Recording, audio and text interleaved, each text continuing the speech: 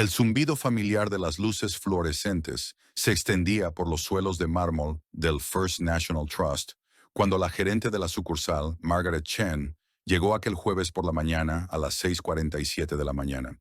Se aferraba a su café como si fuera un salvavidas, mientras el vapor ascendía en el amanecer artificial del vestíbulo del banco.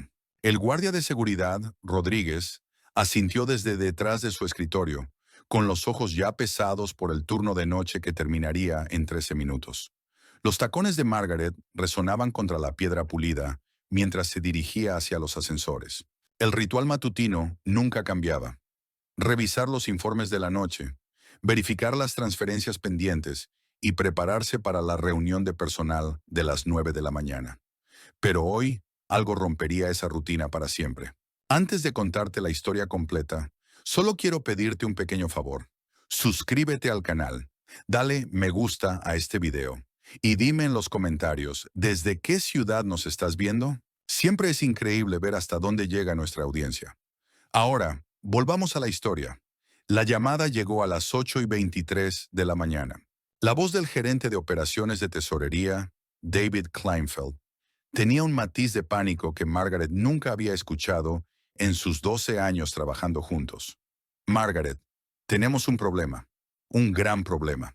Ella acercó el teléfono a su oído, observando a través de la ventana de su oficina cómo los cajeros comenzaban a llegar para sus turnos. ¿Qué tipo de problema, David? La transferencia nocturna a la Reserva Federal no se completó. El sistema muestra fondos insuficientes en la bóveda C7. El café de Margaret se enfrió mientras asimilaba esas palabras. La bóveda C7 albergaba las mayores reservas de efectivo del banco, una fortaleza subterránea a 3 pisos bajo el nivel de la calle.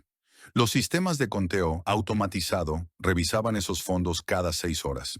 Debería haber habido 47,8 millones de dólares en diversas denominaciones, cuidadosamente rastreados y monitoreados por sistemas de seguridad redundantes. Ejecuta el conteo de nuevo, dijo Margaret, aunque algo en su estómago ya sabía lo que encontrarían. 23 minutos después, la voz de David se escuchó por el intercomunicador. Margaret, tienes que bajar aquí ahora mismo. El ascensor descendió más allá del vestíbulo principal, del nivel de las cajas de seguridad, de las salas de descanso de los empleados, hasta el complejo de bóvedas que la mayoría de los clientes ni siquiera sabía que existía. El aire se enfriaba con cada piso.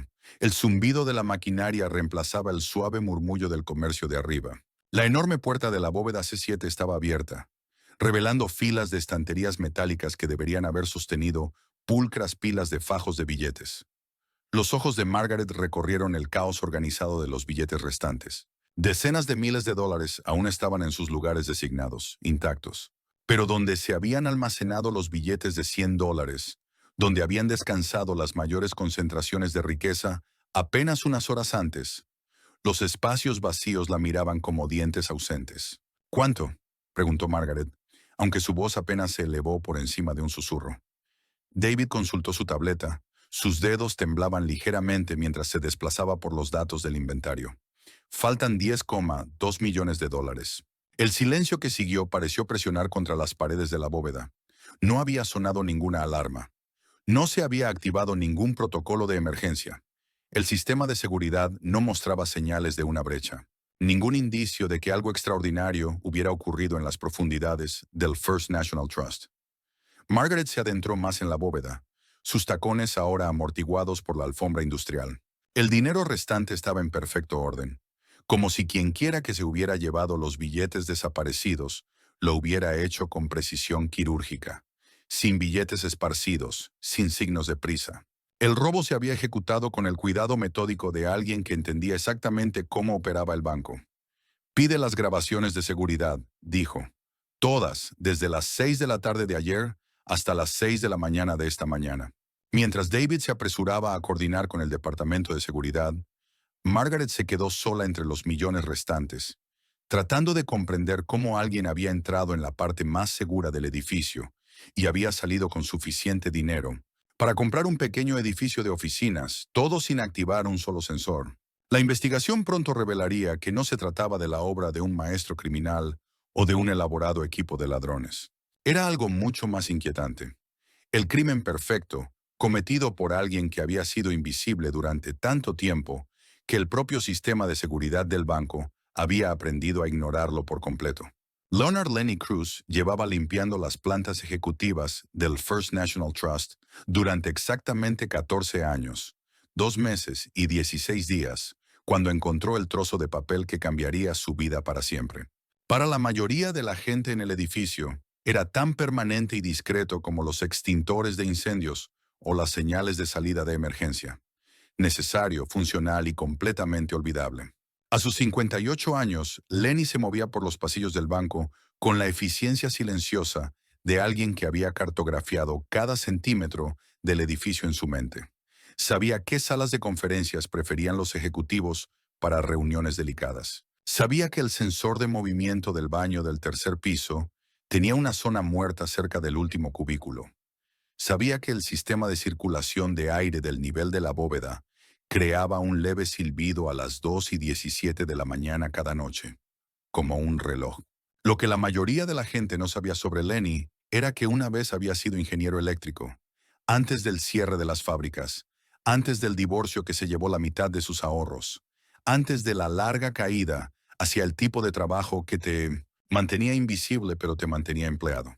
Se había graduado del Newark College of Engineering en 1987 con un título que una vez había significado algo. Había trabajado para Westinghouse durante 11 años, diseñando sistemas de control para instalaciones industriales. Entendía de electrónica, protocolos de seguridad y el tipo de sistemas de protección redundantes en los que los bancos confiaban para proteger sus activos. Pero esa era otra vida. Esta era la vida en la que llegaba al First National Trust cada día de la semana, a las 11 de la noche. Se registraba por la entrada de servicio y pasaba las siguientes 7 horas limpiando lo que dejaban personas que ganaban más en una semana de lo que él ganaba en un año. El equipo de limpieza estaba formado por 4 personas. María, que se encargaba de los 2 primeros pisos, Carlos, que cuidaba las áreas de clientes, Janet, que gestionaba las ventanillas de los cajeros y las zonas de los cajeros automáticos, y Lenny, que limpiaba el nivel ejecutivo y las zonas seguras. Eso requería una autorización especial. Su supervisor, un contratista agobiado llamado Eddie Kowalski, le había asignado a Lenny el nivel de la bóveda por su fiabilidad. En 14 años, Lenny nunca había faltado a un turno. Nunca lo habían pillado merodeando donde no debía. Nunca había hecho preguntas sobre lo que veía o escuchaba durante sus rondas nocturnas.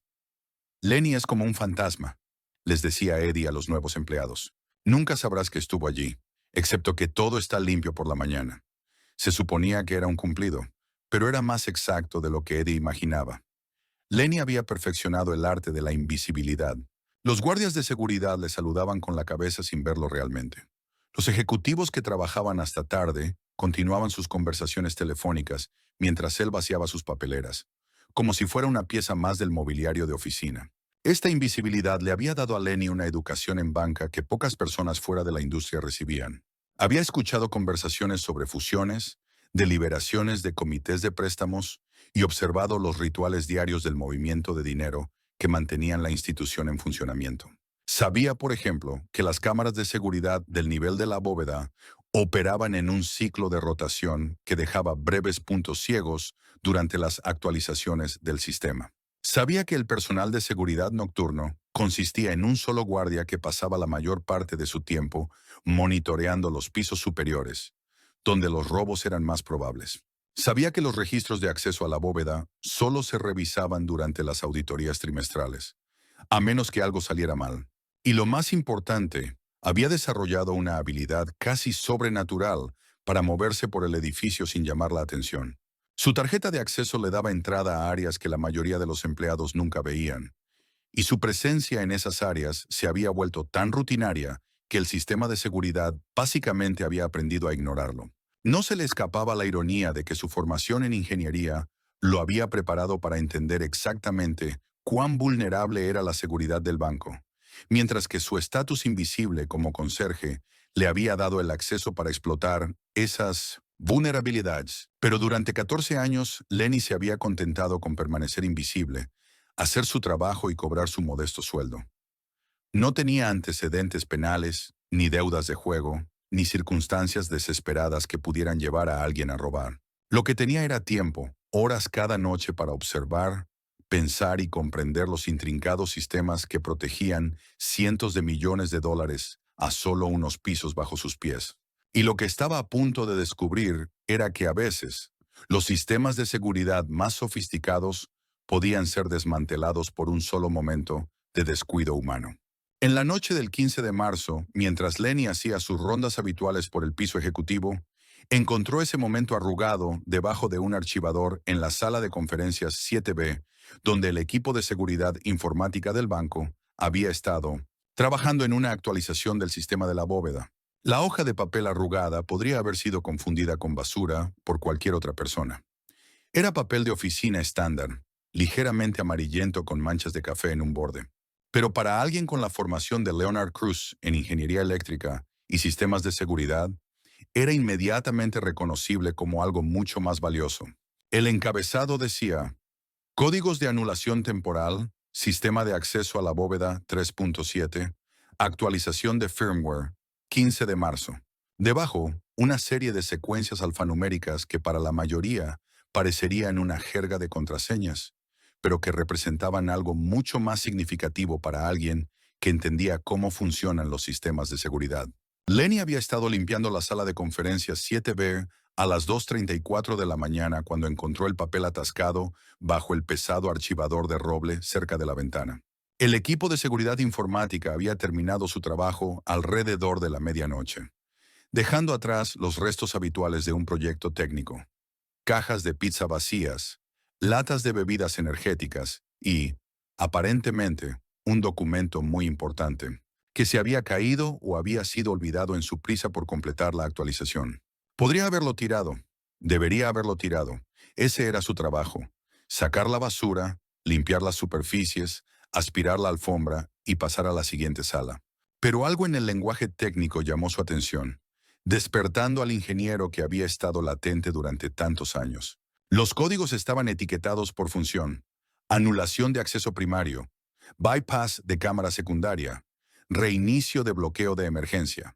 Cada uno iba acompañado de una marca de tiempo que indicaba cuándo expirarían, la mayoría dentro de las 24 horas posteriores a la finalización de la actualización, pero algunos estaban marcados con validez extendida durante la fase de prueba. Lo que hizo que el pulso de Lenny se acelerara no era solo lo que los códigos podían hacer, sino lo que su existencia revelaba sobre la arquitectura de seguridad del banco.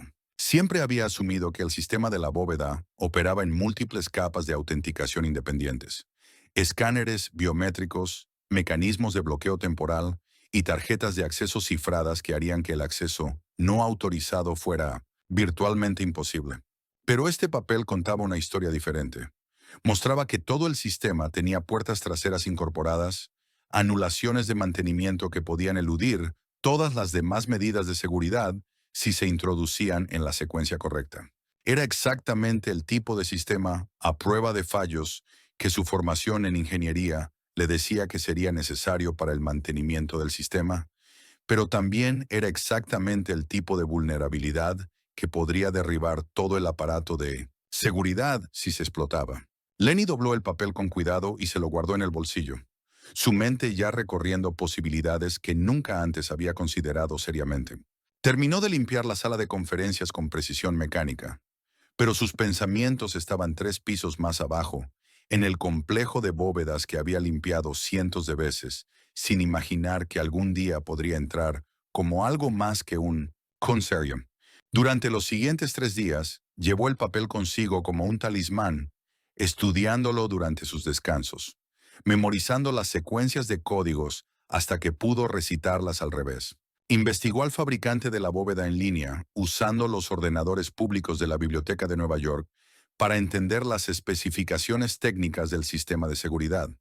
Lo que aprendió lo emocionó y aterrorizó a partes iguales. Los códigos temporales estaban diseñados para permanecer activos durante 72 horas después de su implementación, dando tiempo al equipo técnico para verificar que todos los sistemas funcionaban correctamente antes de que las anulaciones fueran purgadas del sistema.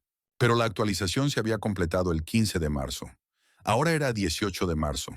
Dependiendo de cuándo exactamente se habían generado los códigos, podría tener desde unas pocas horas hasta un día completo antes de que expiraran para siempre. La parte racional de su mente, la que lo había mantenido empleado e invisible durante 14 años, le decía que destruyera el papel y olvidara que lo había visto. Pero otra parte, la que había estado muriendo lentamente desde que aceptó que su carrera de ingeniería había terminado, vio algo completamente diferente. Esto no era solo una oportunidad para robar, era un rompecabezas, un desafío técnico del tipo que no había encontrado desde sus días diseñando sistemas de control industrial. ¿Podría la seguridad del banco ser realmente derrotada por una combinación de conocimiento interno y códigos de mantenimiento olvidados? ¿Podría alguien con sus habilidades y acceso realmente salir con millones de dólares? ¿O era el sistema más robusto de lo que parecía? La mentalidad de ingeniero que una vez le sirvió para diseñar sistemas a prueba de fallos, ahora comenzó a trabajar a la inversa, identificando los puntos de fallo en los mismos sistemas diseñados para prevenir lo que estaba contemplando. Empezó a ver el banco no como su lugar de trabajo, sino como una máquina compleja con entradas, salidas y mecanismos de control que podían ser entendidos, predichos y, en última instancia, manipulados por alguien con el conocimiento y el acceso adecuados. Para el 19 de marzo, Lenny había tomado una decisión. Iba a probar si la seguridad del banco era tan vulnerable como sugería el papel olvidado. Si funcionaba, habría resuelto el problema de ingeniería definitivo. Si no, simplemente continuaría su existencia invisible, sabiendo que al menos había intentado reclamar una pequeña parte del desafío intelectual que una vez había definido su vida. Lo que aún no había comprendido del todo era que el éxito requeriría que se convirtiera en un tipo de fantasma completamente diferente. Uno que pudiera desvanecerse, no solo de la vista, sino de la existencia misma. Lenny Cruz nunca había robado nada más valioso que algunos suministros de oficina, pero abordó la planificación del atraco con la misma precisión metódica que una vez lo convirtió en un excelente ingeniero. Entendía que la diferencia entre un robo fallido y uno exitoso no residía en la acción dramática, sino en una preparación cuidadosa y una comprensión exhaustiva de los sistemas involucrados. Su primer paso fue el reconocimiento, pero un tipo de reconocimiento que ningún experto en seguridad habría anticipado. En lugar de estudiar el banco desde fuera, analizando las rotaciones de los guardias o buscando debilidades en el perímetro, Lenny utilizó su posición única para llevar a cabo lo que equivalía a una auditoría técnica interna de la infraestructura de mismo seguridad del banco. Durante sus rondas de limpieza nocturnas, comenzó a prestar atención a detalles que antes le habían sido invisibles. Anotó el tiempo exacto de los barridos de las cámaras de seguridad, descubriendo que el sistema seguía un patrón predecible diseñado para maximizar la cobertura mientras minimizaba los requisitos de almacenamiento. Cada cámara grababa en alta definición durante intervalos de 30 segundos. Luego cambiaba a modo de detección de movimiento durante 90 segundos antes de volver a la grabación activa. Más importante aún, identificó los puntos ciegos de las cámaras.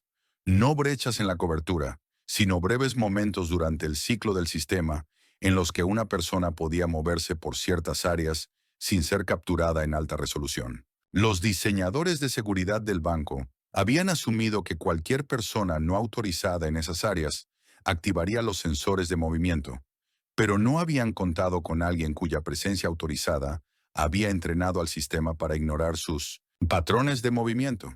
Lenny también estudió los procedimientos de acceso a la bóveda, observando a los usuarios legítimos durante sus turnos de limpieza.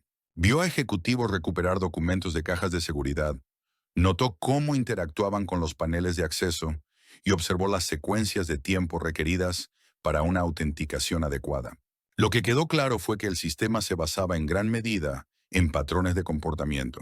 Los usuarios autorizados se movían a través de la secuencia de acceso con confianza y familiaridad, mientras que los usuarios no autorizados dudarían o cometerían errores que activarían medidas de seguridad adicionales. Su formación en ingeniería le permitió reconocer que los códigos de anulación temporal solo funcionarían si se introducían con la misma confianza y sincronización que un procedimiento de mantenimiento legítimo.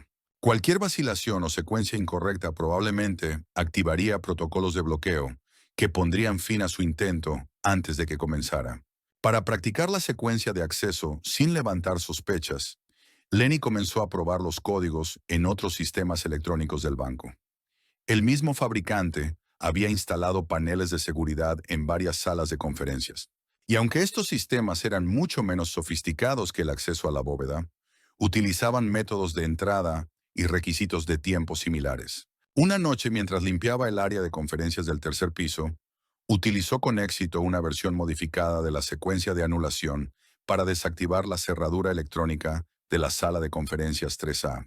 La cerradura se desactivó con un suave clic y el panel de acceso mostró un breve mensaje de modo de mantenimiento antes de volver a su funcionamiento normal. Más importante aún, el incidente no apareció en los registros de seguridad del día siguiente, lo que sugería que las anulaciones a nivel de mantenimiento no se registraban de la misma manera que los intentos de acceso regulares. Este descubrimiento fue crucial. Si el sistema de la bóveda operaba bajo el mismo principio, su intento de acceso dejaría rastros electrónicos mínimos que podrían no ser descubiertos durante días o incluso semanas. El siguiente desafío de Lenny fue comprender la disposición física del complejo de la bóveda. Sus tareas de limpieza le daban acceso a las áreas exteriores y al pasillo principal, pero nunca había estado dentro de las cámaras de la bóveda donde se almacenaba el efectivo. Sin embargo, su tarjeta de acceso de mantenimiento le permitía entrar en las áreas de servicio adyacentes, donde los sistemas mecánicos del edificio servían al nivel de la bóveda. Estudiando los esquemas del sistema de ventilación publicados en la sala de servicios, pudo trazar el diseño interno de la bóveda. La cámara principal albergaba cajas de seguridad y almacenamiento de documentos, mientras que la cámara secundaria, accesible a través de un punto de acceso separado, contenía las reservas de efectivo. La cámara secundaria era a donde necesitaría ir, y requería un segundo paso de autenticación que normalmente se manejaba con un sistema de verificación de dos personas. Sin embargo, los códigos de anulación temporal incluían anulaciones para ambas cámaras, eliminando la necesidad de una doble autenticación durante los procedimientos de mantenimiento. A medida que su comprensión de la arquitectura de seguridad del banco se profundizaba, Lenny se dio cuenta de que su éxito dependería no solo del conocimiento técnico, sino también de la preparación psicológica. Necesitaría moverse por el complejo de la bóveda con la misma confianza invisible que le había servido durante 14 años, a pesar de que estaría cometiendo el mayor robo en la historia del banco. Para prepararse para este desafío mental, comenzó a visualizar la secuencia completa durante sus tareas de limpieza habituales, repasando cada paso en su mente mientras realizaba tareas rutinarias. Practicó mantener su respiración y ritmo cardíaco estables mientras se imaginaba la presión del intento real. También probó su capacidad para mantener la calma en situaciones tensas provocando pequeñas fallas de acceso, como introducir su tarjeta de forma incorrecta o acercarse a los sistemas de seguridad desde ángulos poco comunes y observando las reacciones físicas de su cuerpo. Para principios de abril, Lenny ya tenía un plan operativo detallado. Sabía exactamente cuándo y cómo acceder al banco, qué billetes tomar para maximizar su valor y minimizar el tiempo de detección, y cómo sacar el dinero sin activar los sistemas automáticos de conteo de efectivo que vigilaban los grandes movimientos. En fin, sacar de dinero. Lo que aún necesitaba era una estrategia de salida que le permitiera desaparecer, no solo del banco, sino de toda su vida anterior.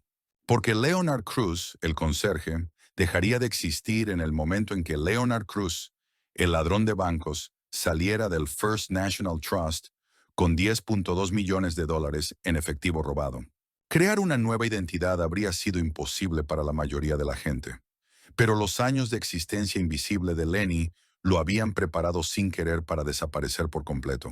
No tenía familia cercana, pocos amigos y un estilo de vida tan rutinario que su ausencia podría no notarse durante semanas. Lo que necesitaba no era solo desaparecer, sino hacerlo de una manera que no dejara a los investigadores ningún rastro que seguir.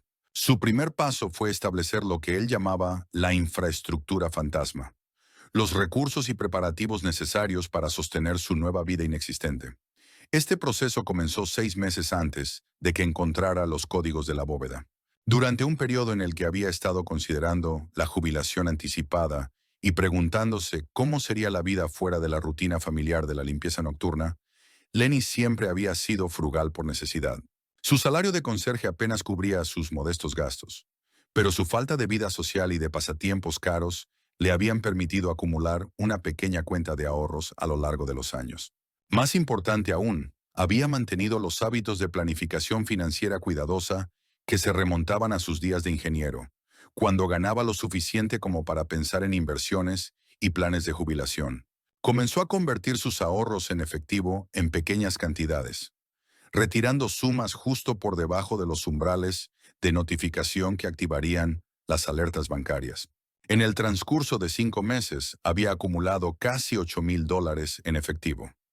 No era suficiente para financiar una jubilación cómoda, pero sí para cubrir los requisitos logísticos de su desaparición.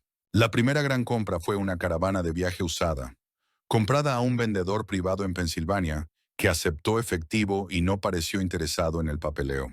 La caravana era lo suficientemente vieja como para tener sistemas electrónicos mínimos, pero estaba bien mantenida y equipada para una vida prolongada fuera de la red.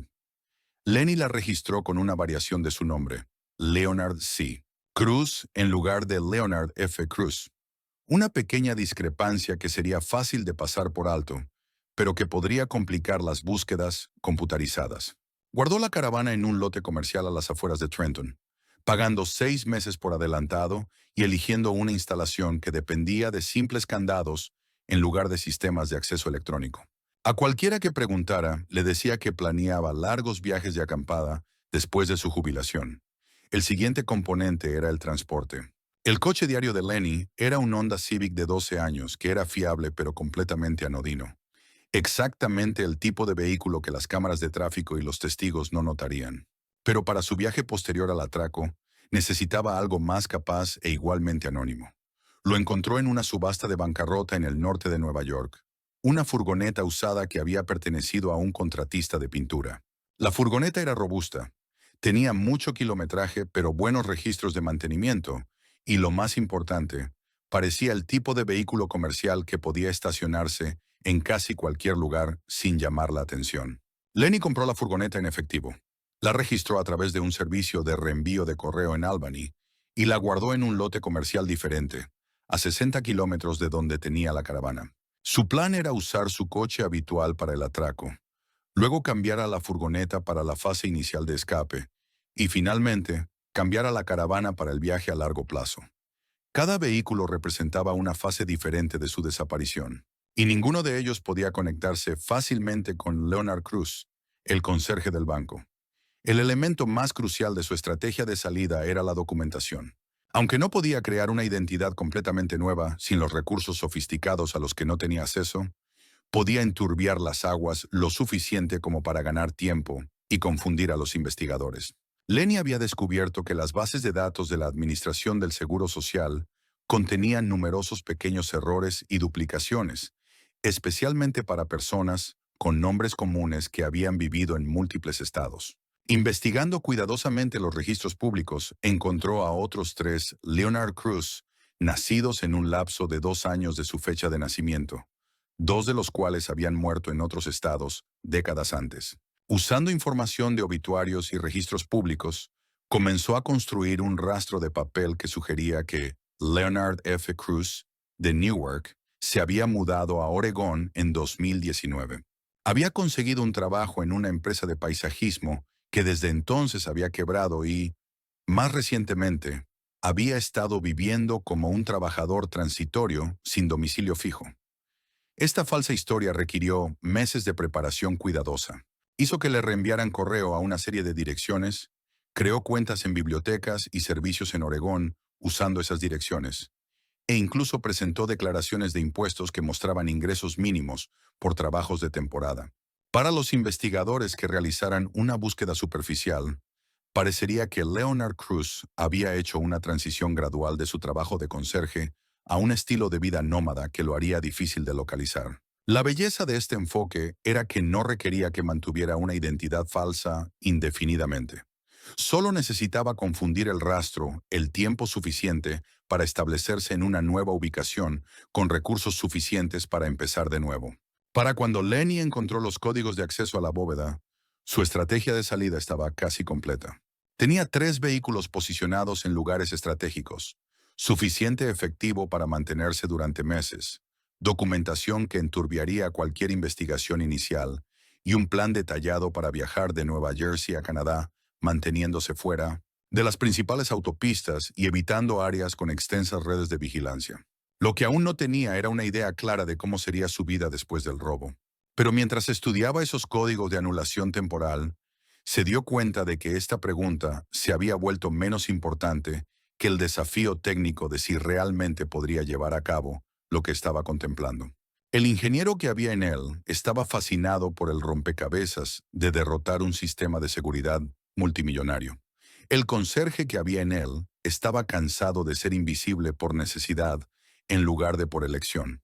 Y el hombre que lo había perdido todo una vez estaba dispuesto a arriesgarlo todo por la posibilidad de desaparecer en sus propios términos, con suficiente dinero para no volver a ser invisible nunca más. El viernes 28 de abril comenzó como cualquier otro día de trabajo para el personal del First National Trust, pero para Lenny Cruz representaba la culminación de meses de preparación y el comienzo de la noche más desafiante técnicamente de su vida.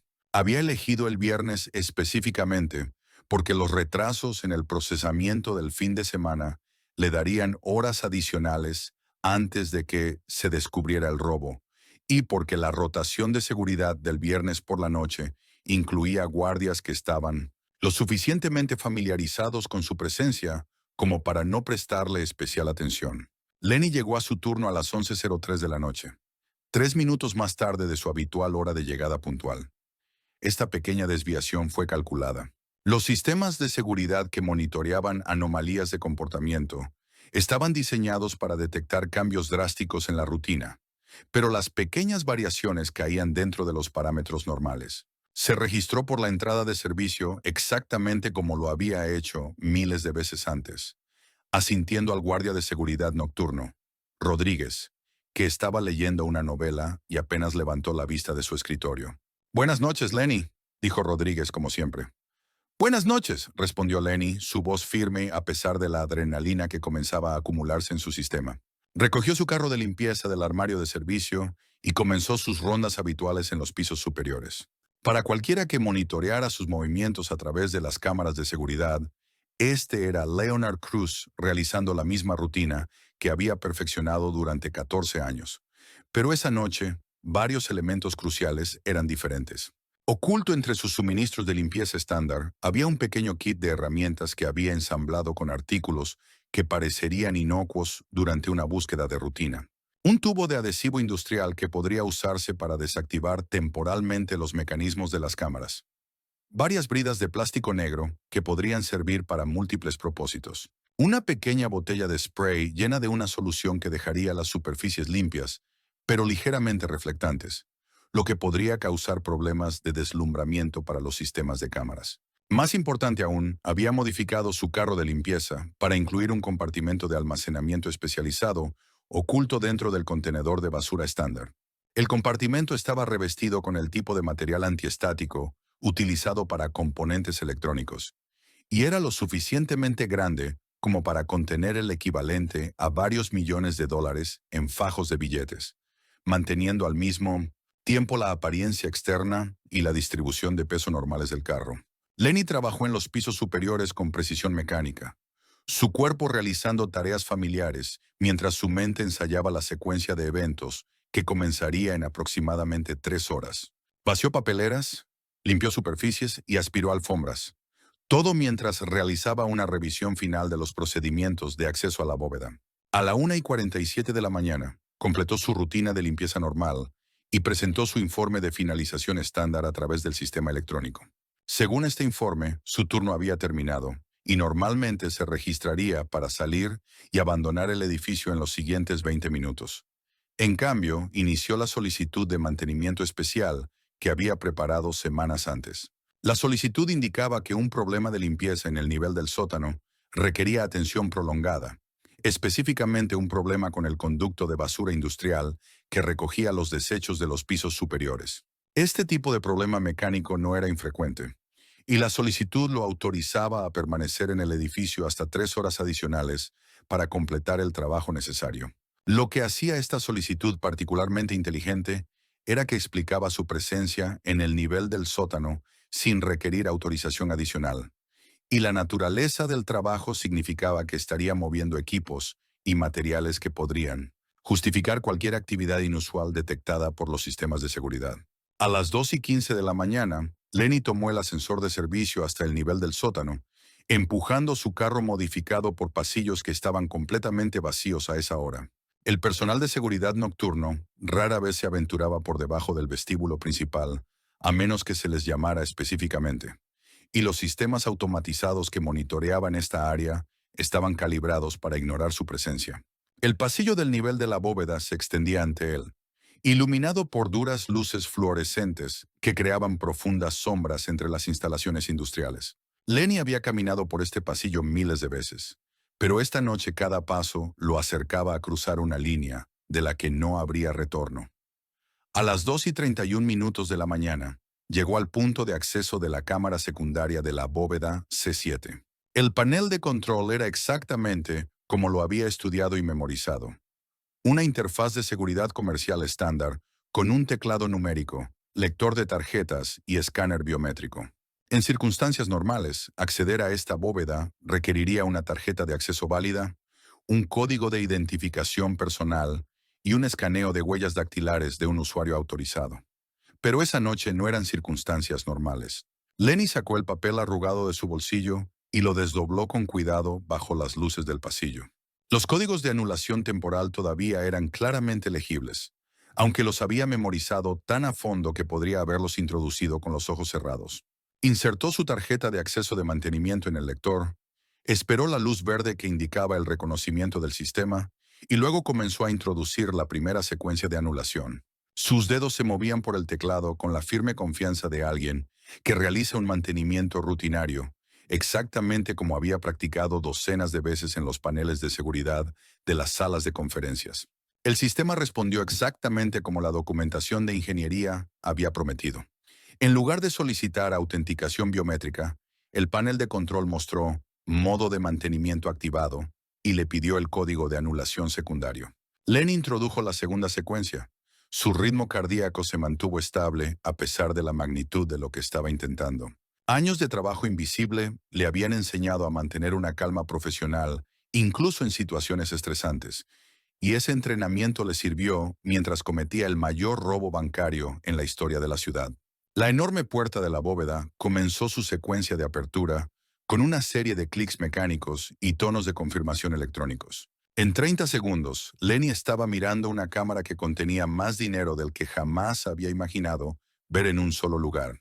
El efectivo estaba organizado en pulcras pilas sobre estanterías metálicas, agrupado por denominación y asegurado con bandas de papel que indicaban el recuento y las fechas de verificación. Los billetes de $100 estaban almacenados en los estantes del medio para un fácil acceso durante las operaciones normales, exactamente donde Lenny esperaba encontrarlos. Basándose en su estudio de los procedimientos de gestión de efectivo del banco y trabajando con una eficiencia practicada, comenzó a transferir los fajos de cientos al compartimento oculto de su carro de limpieza. Cada fajo contenía $10,000 y tomó exactamente 102 fajos, dejando suficiente efectivo para asegurar que una inspección visual casual no revelara inmediatamente el robo. El proceso completo tomó 11 minutos. A las 2:42 de la mañana, Lenny había cargado $10.2 millones en su carro de limpieza y comenzaba el proceso de asegurar la bóveda y eliminar cualquier rastro de su presencia. Limpió todas las superficies que había tocado.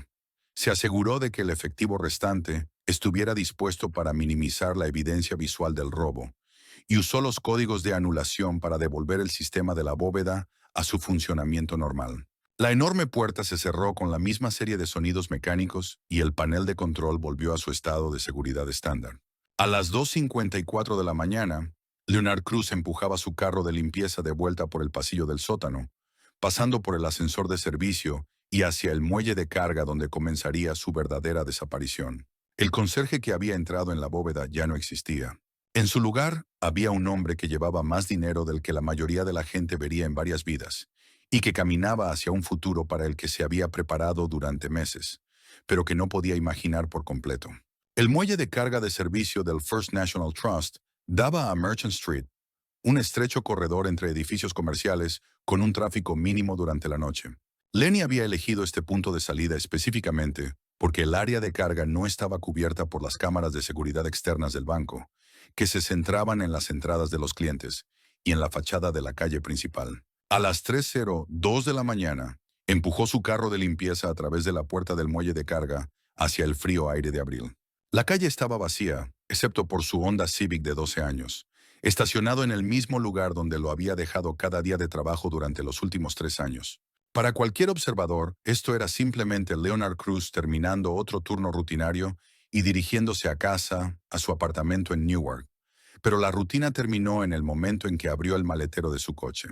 Trabajando con precisión mecánica, Lenny transfirió los fajos de billetes de su carro de limpieza a una serie de bolsas de basura resistentes que había colocado en el maletero esa misma tarde. El dinero llenó 4 bolsas, cada una con un peso aproximado de 27 kilos y conteniendo $2.555.000 en billetes de 100. Colocó las bolsas para distribuir el peso de manera uniforme y evitar que se movieran durante el transporte.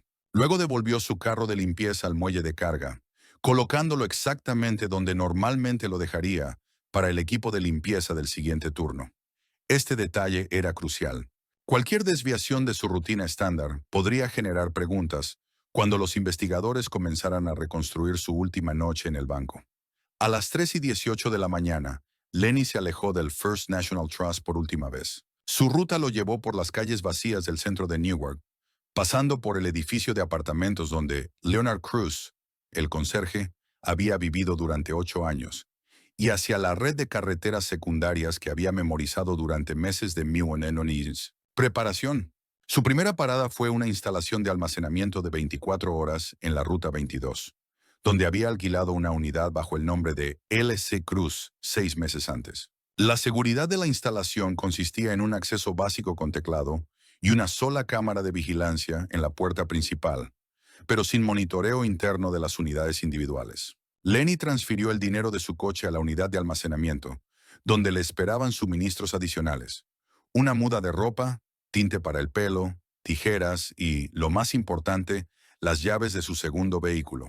Pasó 23 minutos en la unidad de almacenamiento, transformando su apariencia de un conserje de banco familiar a un hombre de mediana edad anodino que podría mezclarse con cualquier multitud. Cuando salió, Leonard F. Cruz había dejado de existir efectivamente. Su uniforme de banco fue sellado en una bolsa de basura que sería incinerada junto con otras pruebas. Su identificación de empleado, tarjetas de acceso y cualquier otra cosa que lo conectara con el First National Trust fueron desechados de manera similar. A las 4:41 de la mañana, conducía un vehículo diferente, la furgoneta que había comprado meses antes, hacia la segunda etapa de su desaparición. La matrícula de Pensilvania y la apariencia comercial de la furgoneta la hacían virtualmente invisible en las autopistas diseñadas para el transporte de mercancías. Su ruta hacia la frontera canadiense evitaba las principales autopistas interestatales en favor de rutas más pequeñas a través de la Pensilvania rural y el norte del estado de Nueva York. Este camino era más largo y lento que las autopistas directas, pero lo llevaba a través de áreas con una infraestructura de vigilancia mínima y pocas oportunidades de encuentros policiales fortuitos. Cada elemento del viaje había sido planeado para minimizar los rastros electrónicos. Pagó la gasolina con efectivo en estaciones que aún aceptaban pagos sin requerir identificación. Evitó las carreteras de peaje que usaban lectores automáticos de matrículas. Cuando se detenía para comer o descansar, elegía lugares sin sistemas extensos de cámaras de seguridad. La parada más crítica fue un área de descanso cerca de Binghamton, Nueva York, donde había escondido su caravana de viaje meses antes. La caravana representaba la fase final de su desaparición, una base móvil que le permitiría viajar por todo Canadá y el norte de Estados Unidos manteniendo un perfil bajo y un horario flexible. Conectar la caravana a su furgoneta le llevó menos de 15 minutos, pero marcó una transición psicológica tan significativa como el propio robo de la bóveda. Leonard Cruz, el empleado del banco, había desaparecido. Leonard Cruz, el criminal, estaba a punto de desaparecer también.